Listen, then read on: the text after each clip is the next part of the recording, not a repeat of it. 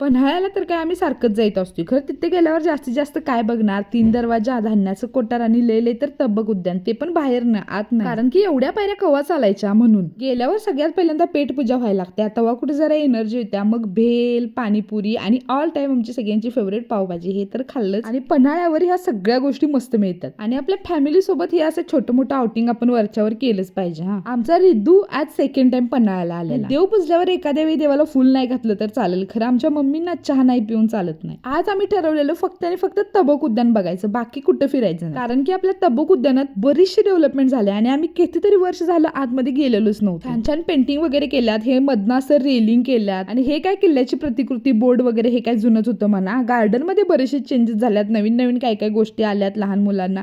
आणि सगळ्यात महत्वाचा चेंज म्हणजे हा, आणि हे मला खूप जास्त आवडलं, महाराजांच्या जीवनातील एकदम महत्वाचे क्षण, पन्हाळ्यावर घडलेले क्षण, हे सगळं इथं रेखाटलेलं आहे. बघताना एवढं भारी वाटते. आणि विशेष म्हणजे आपल्या लहान मुलांना हे जरूर दाखवा. वेगवेगळे पक्षी, पक्ष्यांचा आवाज असं खूप छान आहे. आणि इथे हे गुहेला जायसाठी पण आता पायऱ्या बनवल्या. तुम्ही पण पन्हाळ्याला गेला असं की या तबक उद्यानात नक्की जावा आणि जाता जाता व्हिडिओला लाईक आणि फॉलो तेवढं करून जावा. बाय.